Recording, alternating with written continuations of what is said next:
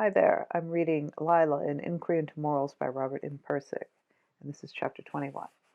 It was really getting cold out here. Phaedrus went to the big glass sliding door, pulled it open, and with a whoosh of inrushing wind, went inside. Ah, here it was warm again, and quiet. The room still seemed like some empty stage, after the audience has gone home.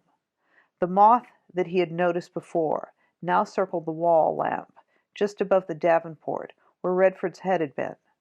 It went under the shade, made a little noise against the shade, and then stopped. He waited for it to start again, but it didn't. Resting, maybe. Maybe burned by the heat of the bulb. That's what celebrity can do for you. Phaedrus heard a noise that sounded like a flow of water from some pipe draining above, and then a wail that sounded like a small girl crying. She seemed about 3. Maybe it was just TV. A woman's voice was trying to console her. The woman's voice sounded good, well-bred, not trash. Then it stopped. Not TV.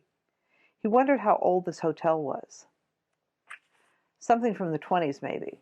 The best period. The Victorians created the city, but in the 20s it really flowered. The joke about that Victorian moth metaphor is that according to science, the moth isn't really flying toward the flame. The moth is really trying to fly straight. Moths steer by keeping a constant angle with the sun or the moon, which works best because the sun and moon are so far away, a constant angle with them is virtually a straight line. But with a close-up light bulb, a constant angle makes a circle. That's what keeps the moth spinning round and round and round. What's killing the moths is not a dynamic aspiration for a higher life. That's just Victorian nonsense. It's a static biological pattern of value. They can't change. That was the feeling Phaedrus got from this city. He was like a moth in danger of drifting in circles into some kind of celebrity orbit. Maybe at some prehistoric time before celebrity became important, people could trust their natural desires to keep them going in a straightforward direction. But once the artificial sun of celebrity was invented, they started going in circles.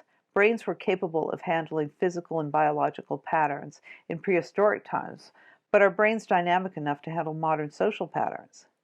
Maybe that scientific explanation didn't weaken the Victorian metaphor.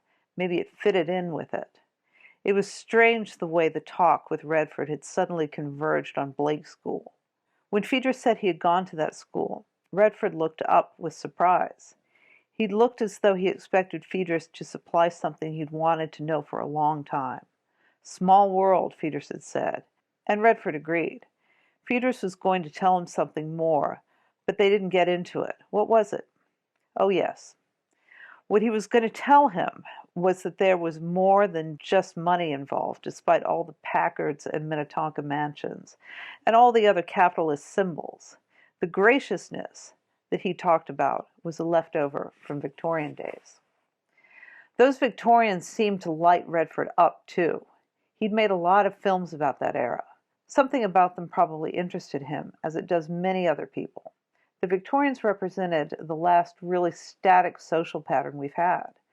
And maybe someone who feels his life is too chaotic, too fluid, might look back at them enviously. Something about their rigid convictions, about what was right and what was wrong, might appeal to anyone brought up in laid-back Southern California of the 40s and 50s. Redford seemed to be a rather Victorian person himself, restrained, well-mannered, gracious. Maybe that's why he lives here in New York. He likes the Victorian graciousness that still exists here in places. It was too much to get into, but Phaedrus could have told Redford about the 5th-grade school play called The Miser's Dream, in which he had played the miser who learns generosity through various events. For Blake's school, it was well chosen. That tiny stage was loaded with little future millionaires. Afterward, a bald-headed old Victorian had come down to the locker room and shaken his hand and congratulated him, and talked for a long time with a kind of gracious interest. And one of the teachers asked later, "Do you know who that was?" And of course Phaedrus didn't. But 20 years later, when he was reading a magazine article about General Mills, the world's largest flour milling company, he suddenly recognized the face of this little old bald-headed man. He was the founder of General Mills. The face stuck in his mind as one of those fragments of memory that don't fit. Here was one of the great giants of the evil, greed-ridden Victorian capitalist tradition, but the direct primary impression was of a kind and friendly and gracious man. Phaedrus didn't know what Blake was like today, but back then it was grounded in Victorian traditions and values. The headmaster sermonized in chapel each morning on Victorian moral themes, with the dedication and vigor of Theodore Roosevelt. He was so intense that after all these years, Phaedrus would be able to recognize his face instantly if he saw it in a crowd. There was never any hesitation in the headmaster's mind as to what quality was. Quality was the manner and spirit that a man of good breeding exemplified. The masters understood it, and the boys did not. If the boys studied hard and played hard and showed that they were in earnest about their lives, there was a good chance they would someday become worthy people. But there was no sign in the masters' eyes that they had any confidence that this would occur soon. The masters were always so sure of what was good and what was right. You knew that no matter how hard you tried, you would never measure up to their standards. It was like Calvinistic grace. There was a chance for you. That was all. They were offering you a chance. Grace and morals were always external. They were not something you embodied. They were only something you could aspire to. You did bad things because you were bad, and when you got whacked for doing something wrong, it was an attempt to mold bad old you into something better. That word mold was important. The stuff they were trying to mold was inherently and unchangeably bad, but the masters thought that by trying to shape it like modeling clay through wax and detentions and obloquy, they could mold it into something that gave it the appearance of goodness, even though everyone understood it was still the same old rotten stuff underneath. Truth, knowledge, beauty, all the ideals of mankind are external objects, passed on from generation to generation like a flaming torch. The headmaster said each generation must hold them up high and protect them with their very lives, lest that torch go out. That torch, that was the symbol of the whole school. It was part of the school emblem. It should be passed on from one generation to another, to light the way for mankind by those who understood its meaning and were strong enough and pure enough to hold to its ideals. What would happen if that torch went out was never stated, but Phaedrus had guessed it would be like the end of the world. All of man's progress out of darkness would be ended. No one doubted that the headmaster's only purpose in being there was to pass that torch to us. Were we worthy enough to receive it? It was a question everyone was expected to take seriously, and Phaedrus did. In some diluted and converted sense, he thought that's what he was still doing. That's what this metaphysics of quality was, a ridiculous torch no Victorian would accept, that he wanted to use to light the way through the darkness for mankind. What a cornball image, just awful, yet there it was, burned into him from childhood. 20 and 30 years later, he still dreamed of following the path that led between brown-leaved oaks up the hill to the Blake School buildings. But the buildings were locked and deserted, and he couldn't get in.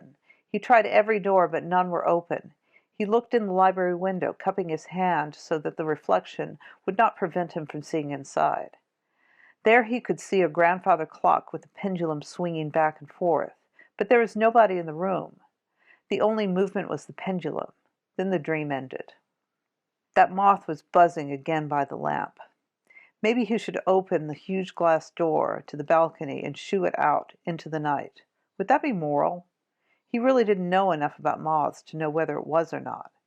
It would probably just find another light somewhere, a searchlight probably, and really get zapped. But suppose it flew up from the balcony so high it got free of the lights of the city and saw the moon and began to fly straight. Would that make releasing it moral? What does the metaphysics of quality say to that? Better not interfere. Maybe that moth had its own patterns to fulfill. And he had his, whatever they were. The metaphysics of quality, maybe. Certainly not running around like some Victorian romantic, shooing moths outdoors. That was the Victorian stance, affecting some romantic notion of social quality without any real intellectual penetration of the meaning of quality. Anyway, today they are all gone, those gracious Victorian dinosaurs, and it is possible now to look at them with a little less anxiety and opposition than when they were looking back at you. Phaedrus thought that the reason his thoughts kept returning to them, and maybe Redford's thoughts, and maybe a lot of other people's thoughts too, is that something enormously important and mystifying has happened in the time that separates us from them. He thought that in returning to them and trying to fathom who they were, one could begin to make some sense out of the social forces that have upheaved the world since their time. What makes them stand out today like dinosaurs is that a gulf exists between us and them. A huge cultural mutation has taken place. They really were a different cultural species. What the torch of metaphysics of quality seems to illumine is an understanding of this gulf and a recognition that this gulf is one of the most profound in history. If he were going to be precise in talking about the Victorians, he would have to be careful not to imply he was talking about a specific group of people. Victorian, as he used the term, is a pattern of social values that was dominant in a period between the American Civil War and World War I, not a biological pattern. Mark Twain's life coincided with this period, but Phaedrus didn't think of him as a Victorian. His stock in trade was humor that poked fun at Victorian pompousness. He was a relief from the Victorians. On the other hand, Herbert Hoover and Douglas MacArthur were biologically outside the Victorian period most of their lives, but they were Victorians nonetheless because their social values were Victorian. Phaedrus thought the metaphysics of substance fails to illuminate the gulf between ourselves and the Victorians because it regards both society and intellect as possessions of biology. It says society and intellect don't have substance and therefore can't be real. It says biology is where reality stops. Society and intellect are ephemeral possessions of reality. In a substance metaphysics, consequently, the distinction between society and intellect is sort of like a distinction between what's in the right pocket and what's in the left pocket of biological man. In a value metaphysics, on the other hand, society and intellect are patterns of value. They're real. They're independent. They're not properties of man any more than cats are the property of cat food or a tree is the property of soil. Biological man does not create his society any more than soil creates a tree. The pattern of the tree is dependent on the minerals in the soil and would die without them, but the tree's pattern is not changed at all by the soil's chemical pattern. It is hostile to the soil's chemical pattern. It exploits the soil, devours the soil for its own purposes, just as a cat devours the cat food for its own purposes. In this manner, biological man is exploited and devoured by social patterns that are essentially hostile to his biological values. This is also true of intellect and society. Intellect has its own patterns and goals that are independent of society as society is independent of biology. A value metaphysics makes it possible to see that there's a conflict between intellect and society that's just as fierce as the conflict between society and biology, or the conflict between biology and death. Biology beat death billions of years ago. Society beat biology thousands of years ago. But intellect and society are still fighting it out. And that is the key to an understanding of both the Victorians and the 20th century. What distinguishes the pattern of values called Victorian from the post-World War I period that followed it is, according to the metaphysics of quality, a cataclysmic shift in levels of static value, an earthquake in values, an earthquake of such enormous consequence that we are still stunned by it, so stunned that we haven't yet figured out what has happened to us. The advent of both democratic and communistic socialism and the fascist reaction to them has been the consequence of this earthquake. The whole lost generation of the 20th century, which continues as lost as ever through generation after generation, is a consequence of it. The 20th century collapse of morals is a consequence of it. Further consequences are on the way. What distinguishes the Victorian culture from the culture of today is that the Victorians were the last people to believe that patterns of intellect are subordinate to patterns of society. What held the Victorian pattern together was a social code, not an intellectual one. They called it morals, but really it was just a social code. As a code, it was just like their ornamental cast-iron furniture, expensive-looking, cheaply made, brittle, cold, and uncomfortable. The new culture that has emerged is the first in history to believe that patterns of society must be subordinate to patterns of intellect. The one dominating question of this century has been, are the social patterns of our world going to run our intellectual life, or is our intellectual life going to run the social patterns? And in that battle, the intellectual patterns have won. Now with that illumination, all sorts of things clear up. The reason the Victorians sound so superficial and hypocritical to us today is because of this gulf in values.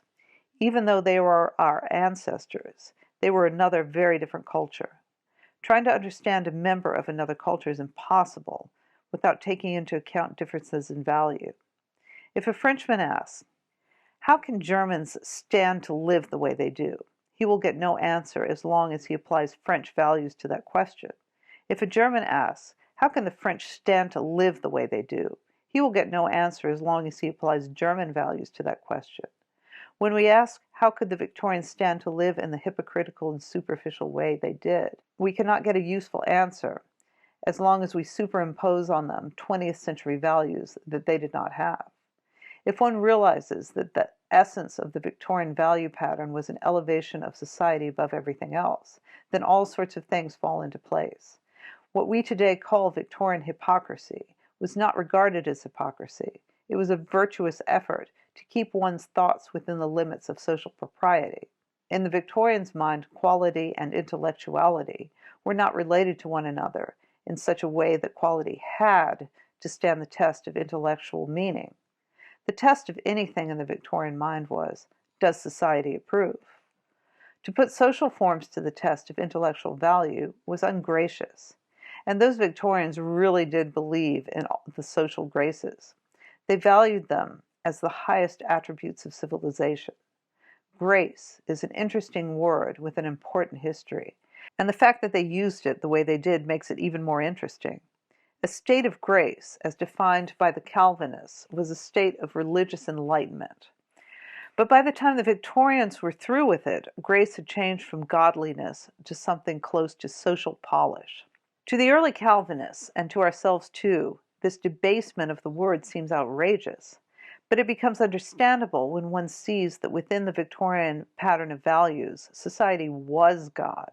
As Edith Wharton said, Victorians feared scandal worse than they feared disease. They had lost their faith in the religious values of their ancestors and put their faith in society instead. It was only by wearing the corset of society that one kept oneself from lapsing back into a condition of evil. Formalism and prudery were attempts to suppress evil by denying it a place in one's higher thoughts. And for the Victorian, higher spirituality meant higher socially. There was no distinction between the two. God is a gentleman, through and through, and in all probability, Episcopal too. All this explains why Victorian robber barons in America aped European aristocracy in ways that seem so ludicrous to us today. It explains why it was so fashionable for Victorian nabobs to pay large sums to be included in biographies of distinguished citizens. It explains why Victorians so despised the frontier part of the American personality and went to ridiculous extremes to conceal it. They wanted to strike it from their history, conceal it in every way possible. It explains why the Victorians were so vehement in their loathing of the Indians. The statement, "the only good Indian is a dead Indian," was a Victorian statement. The idea of extermination of all Indians was not common before the 19th century. Victorians wanted to destroy inferior societies because inferior societies were a form of evil. Colonialism, which before that time was an economic opportunity, became with Victorians a moral course, a white man's burden to spread their social patterns and thus virtue throughout the world. Truth, knowledge, beauty, and all the ideals of mankind are passed on from generation to generation, like a flaming torch, the headmaster said, which each generation must hold up high and protect with their very lives, lest the torch go out. But what he meant by that torch was a static Victorian social pattern.